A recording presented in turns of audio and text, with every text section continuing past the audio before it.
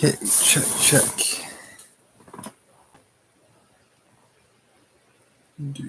Do. Find ourselves in chapter 4.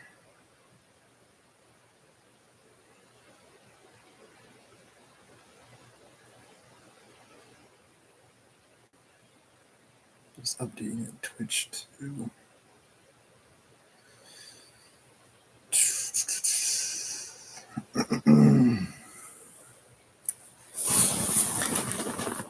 Okay. You guys can let me know in the comments if you prefer to have the video version, which can be found on Twitch. I do rely a lot on communication. Okay. Here we are, chapter 4. Perhaps, yes, I told you myself, began Sverdlov, that I was in the debtor's prison here for an immense sum and had not any expectation of being able to pay it. As you might recall, Raskolnikov was meeting with Sverdlov in the previous chapter, perhaps looking for a way to escape Peter Petrovich's own accusations. Peter Petrovich claimed in the previous chapter, the chapter before that he knew that Raskolnikov was the one guilty of the double axe murder. So he might be trying to cover his tracks, so to speak. There's no need to go into particulars how Marfa Petrovna bought me out. Do you know to what a point of insanity a woman can sometimes love? She was an honest woman, and very sensible, although completely uneducated. Would you believe that this honest and jealous woman, after many scenes of hysterics and reproaches, condescended to enter into a kind of contract with me which she kept throughout our married life? She was considerably older than I. Besides, she always kept a clove or something in her mouth. There was so much swinishness in my soul, and honesty too, of a sort, as to tell her straight out that I couldn't be absolutely faithful to her. This confession drove her to a frenzy, but yet she seems in a way to have liked my brutal frankness. She thought it showed I was unwilling to deceive her if I warned her like this beforehand, and for a jealous woman, that's the first consideration. After many tears, an unwritten contract was drawn up between us. First, that I would never leave Marfa Petrovna and would always be her husband. Secondly, that I would never absent myself without her permission. Thirdly, that I would never set up a permanent mistress. Fourthly, in return for this, Marfa Petrovna gave me a free hand with the maidservants, but only with her secret knowledge. Fifthly, God forbid my falling in love with a woman of our class. Sixthly, in case I, which God forbid, should be visited by a great serious passion, I was bound to reveal it to Marfa Petrovna. Probably should be unnecessary, but as we know, by this point, Sverdlov can't just have one, and we've known that based on his seeking of Dolcha after his wife Marfa passed away. On this last score, however, Marfa Petrovna was fairly at ease. She was a sensible woman, and so she could not help looking upon me as a dissolute profligate incapable of real love. But a sensible woman and a jealous woman are two very different things, and that's where the trouble came in. But to judge some people impartially, we must renounce certain preconceived opinions and our habitual attitude to the ordinary people around us. I have reason to have faith in your judgment rather than in anyone's. Perhaps you've already heard a great deal that was ridiculous and absurd about Marfa Petrovna. She certainly had some very ridiculous ways, but I tell you frankly that I really feel sorry for the innumerable woes of which I was the cause. Well, and that's enough, I think, by way of decorous oraison funèbre, for the most tender wife of a most tender husband.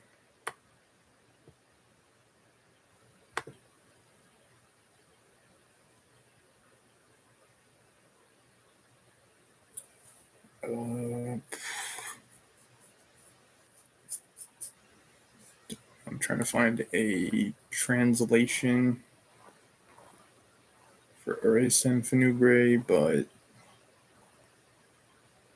Nothing's coming up. I think it's French.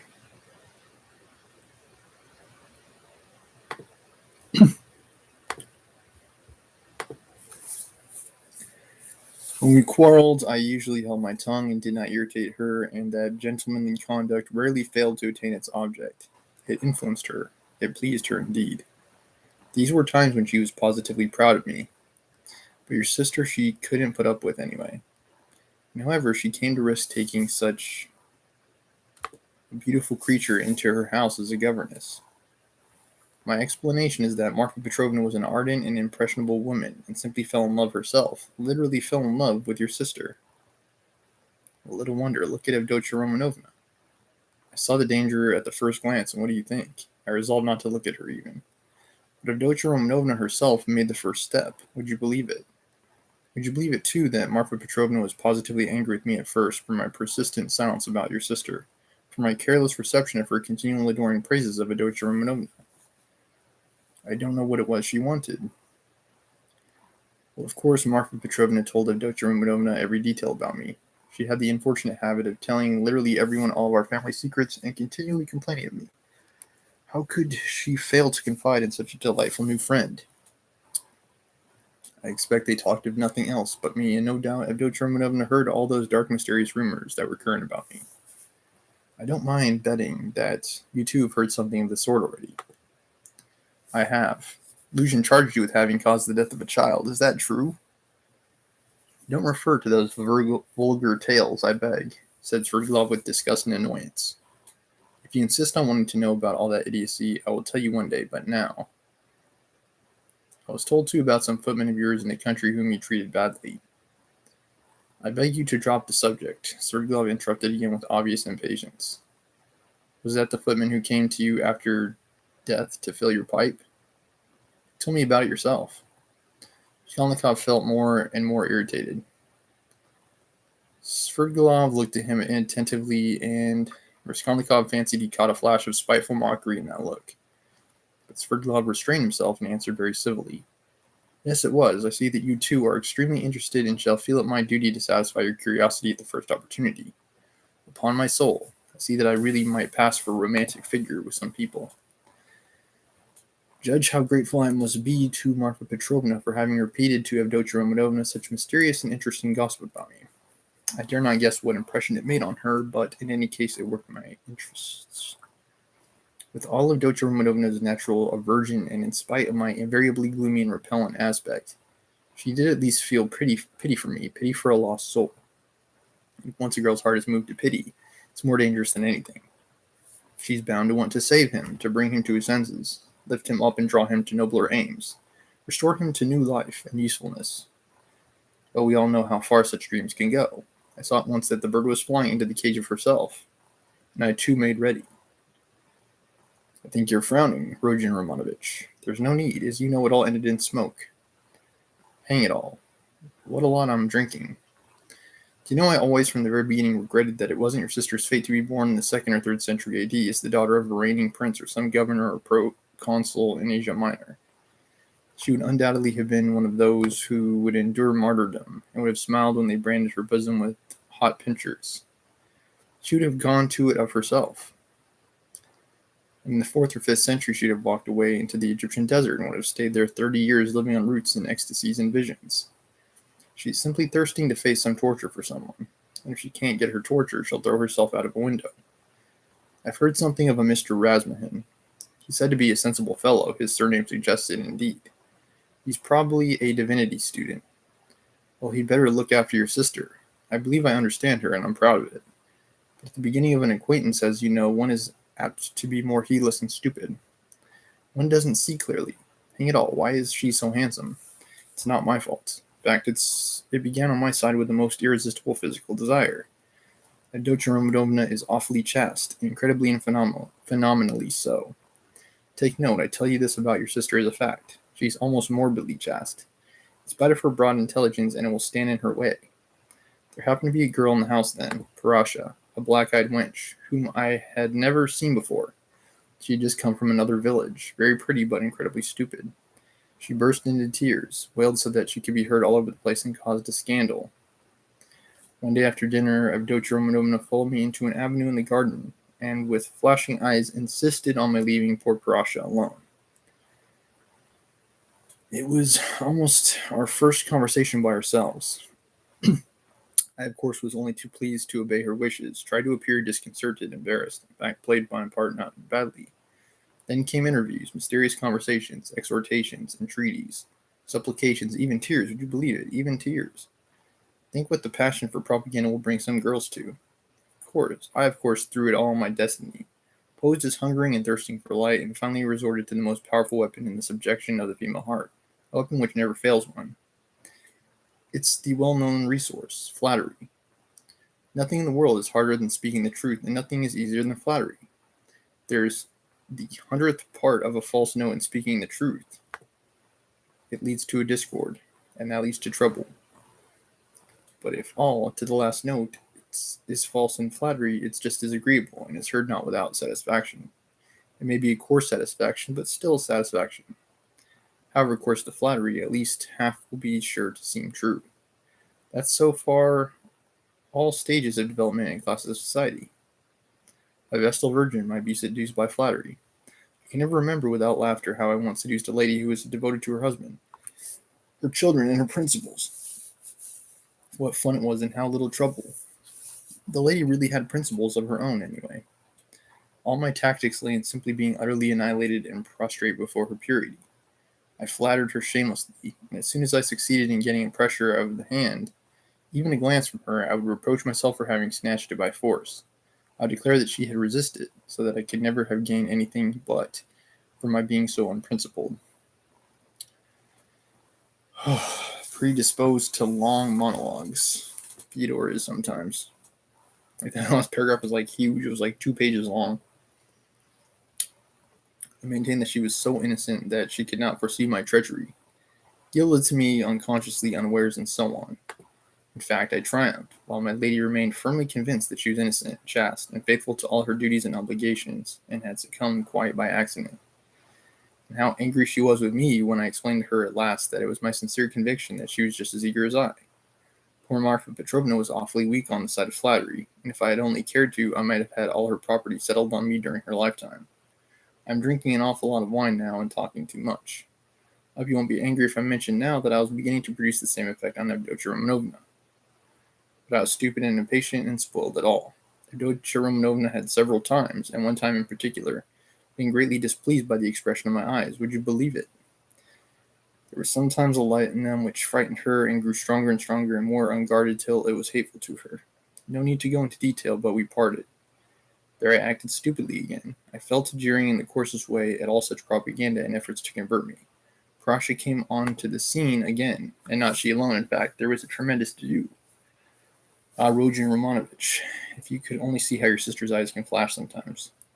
Never mind my being drunk at this moment and having had a whole glass of wine. Again, wow, Sverdlov, wow. Speaking the truth. I assure you that this glance is haunted my dreams. The very rustle of her dress was more than I could stand at last. I began to think that I might become epileptic.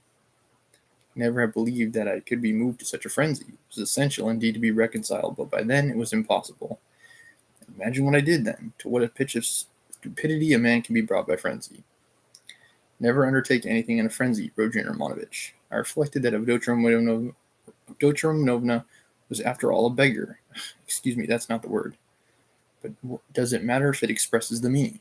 That she lived by her work. That she had her mother and you to keep. Hang it, you're frowning again.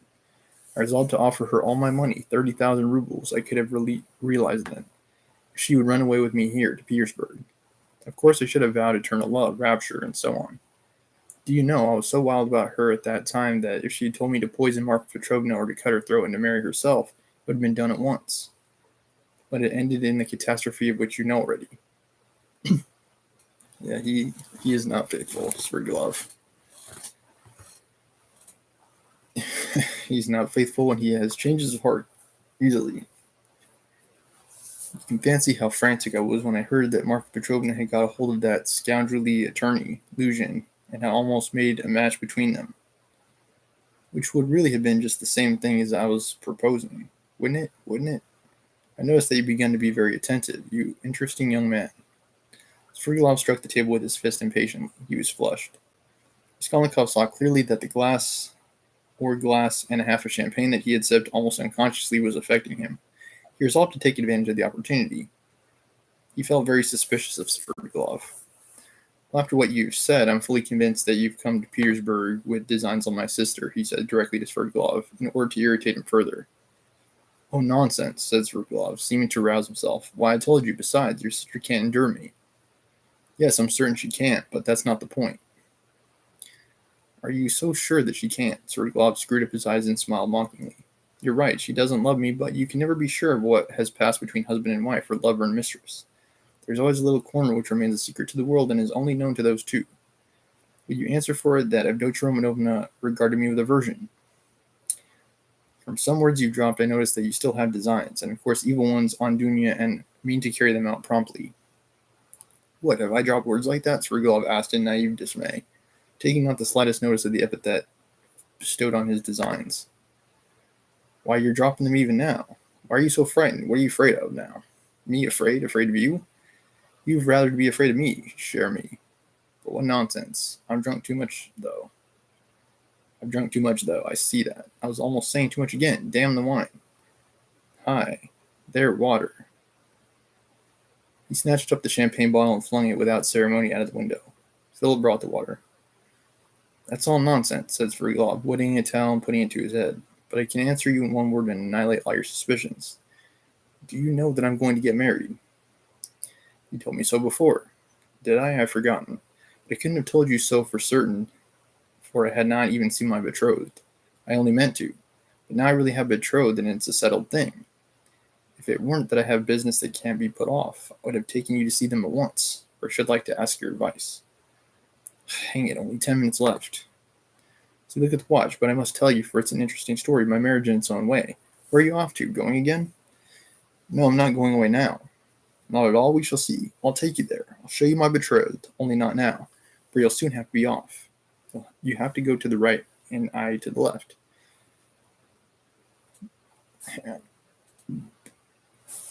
Do you know that Madame Reslich, the woman I am lodging with now, huh? I know that you're thinking that she's the woman whose girl, they say, drowned herself in the winter. Come, are you listening? She arranged it all for me. You're bored, she said. You want something to fill up your time. For you know I'm gloomy. I'm a gloomy, depressed person. Do you think I'm light-hearted? No, I'm gloomy. I do no harm, but I sit in a corner without speaking a word for 3 days at a time. And that Reslich is a sly hussy, I tell you. I know what she's got on her mind. She thinks I shall get sick of it, abandon my wife, and depart. She'll get a hold of her, make a profit out of her, in our class, of course, or higher. As I recall, Marfa Petrovna has already passed away at this point in the novel. She told me the father was a broken-down retired official who has been sitting in the chair for the last 3 years, with his legs paralyzed.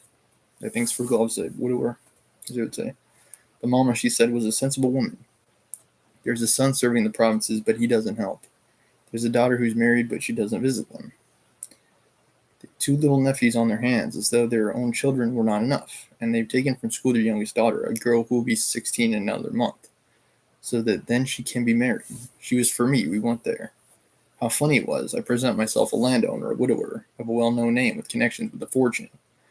What if I'm 50 and she's not 16? Who knows, who thinks of that?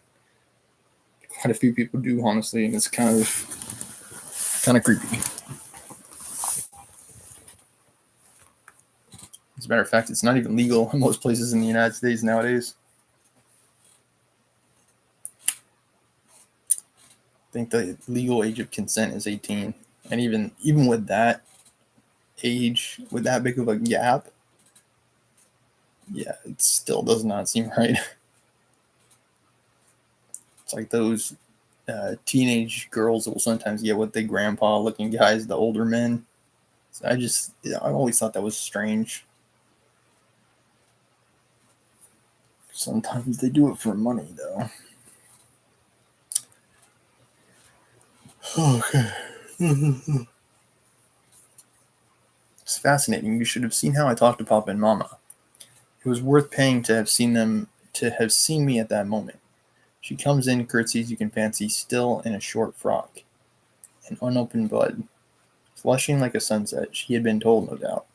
I don't know how you feel about female faces, but to my mind, these 16 years, these childish eyes, shyness and tears of bashfulness are better than beauty. She's a perfect little picture, too. Fair hair and little curls like a lamb's. Full little rosy lips, tiny feet, a charmer. Well, we made friends. I told them I was in a hurry owing to domestic circumstances, and the next day, this is the day before yesterday, we were betrothed. When I go now, I take her on my knee at once, keep her there. She flushes like a sunset, and I kiss her every minute. Her mama, of course, impresses on her that this is her husband, and that this must be so. Simply delicious. The present betrothed condition is perhaps better than marriage. Here you have what is called la nature et la verite. Talk to her twice. She is far from a fool. Sometimes she steals a look at me that positively scorches me. Her face is like Raphael's Madonna. You know, the Sistine Madonna's face has something fantastic in it, the face of mournful religious ecstasy. Haven't you noticed it? Well, she's something in that line. The day after we'd been betrothed, I bought her presents to the value of 1,500 rubles, a set of diamonds, and another of pearls in a silver dressing case as large as this, with all sorts of things in it, so that even my Madonna's face glowed.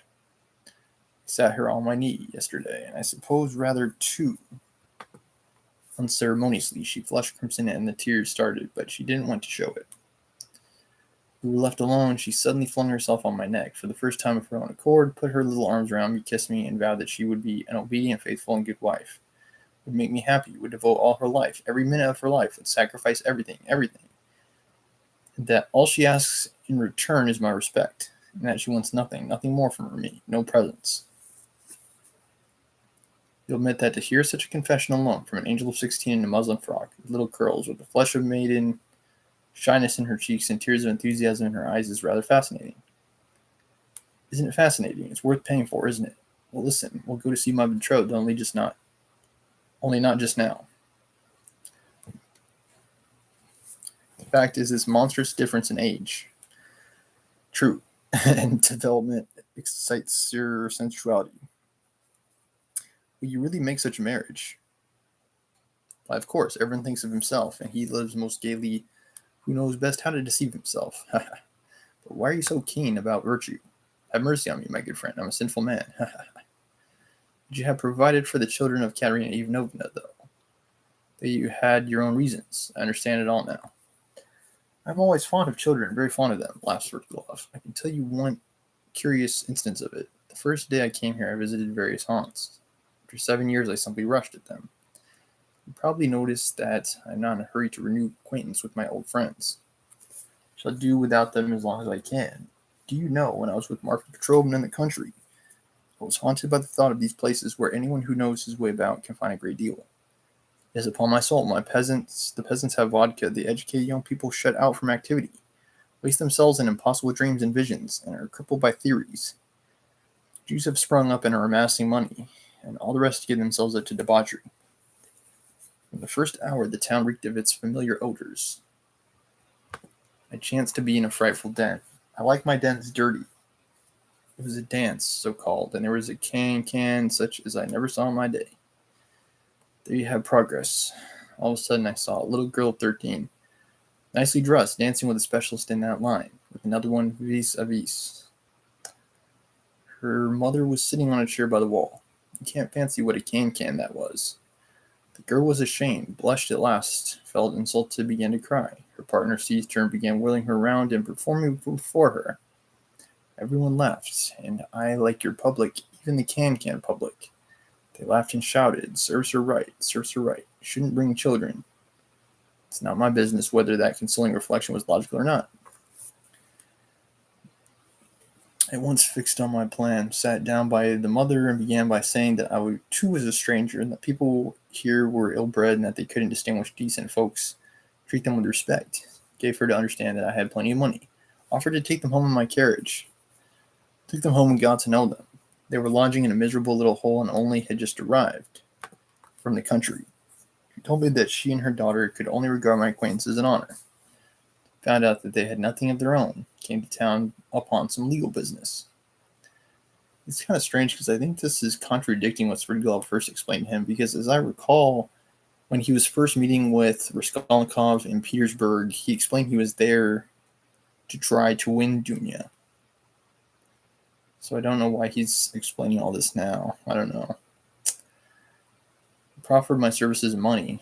I learned that they had gone to the dancing saloon by mistake, believing that it was a genuine dancing class. I offered to assist in the young girl's education in French and dancing. My offer was accepted with enthusiasm as an honor. We're still friendly if you like. We'll go and see them, only just not now. Yeah, and plus, like I think that's the reason why Raskolnikov thinks that he is trying to get with Dunya, because he's already said that. Stop. Enough of your vile, nasty anecdotes. Depraved, vile, sensual man. Yeah, exactly. These long-winded monologues. He's like, ooh, I've had a glass of wine. Now it's time for me to just ramble on and on. Schiller, you a regular Schiller. Oliver to El Saint-Michel. Do you know I shall tell you these things on purpose for the pleasure of hearing your outcries? I dare say I can see I am ridiculous myself, muttered Raskolnikov angrily. Sverdlov laughed heartily. Finally he called Philip, paid his bill, and began getting up. I say, but I'm drunk. Ask his cause, he said. It's been a pleasure. I should rather think it must be a pleasure, cried Raskolnikov, getting up. No doubt it is a pleasure for a worn-out profligate to describe such adventures with a monstrous project of the same sort in his mind, especially under such circumstances and to such a man as me. It's stimulating. Well, if you come to that, Sverdlov answered, scrutinizing Raskolnikov with some surprise, if you come to that, you're a thorough cynic yourself. You planned to make you so anyway. You can understand a great deal, and you can do a great deal too, but enough. I sincerely regret not having had more talk with you, but I shan't lose sight of you. Only wait a bit. Sverdlov walked out of the restaurant. Raskolnikov walked out after him. Sverdlov was not, however, very drunk. The wine had affected him for a moment, but it was passing off every minute. He was preoccupied with something of importance and was frowning. He was apparently excited and uneasy in anticipation of something. His manner to Raskolnikov had changed during the last few minutes, and he was ruder and more sneering every moment. Raskolnikov noticed all of this, and he too was uneasy. He became very suspicious of Sverdlov and resolved to follow him. He came out onto the pavement. You go to the right and I to the left, or if you like, the other way. Only adieu, mon plaisir. May we meet again. And he walked to the right towards the Haymarket. Sverdlov contradicted himself here again. He says, you go to the right, and then he's the one who goes to the right. And that's the end of chapter 4. I think it's getting pretty heavy. I mean, we're 89% through. You know, we're almost finished with the book. So maybe Sverdlov is making up stories to uncover to hide his true intentions. But I don't know why he would be doing that, since he already would have explained the truth, I think, to Raskolnikov, unless I'm misremembering that, which I might be. I don't know. Okay, but anyway, join us next time for chapter 5. Thank you for watching. Don't forget to subscribe. Don't forget to follow. And appreciate the like.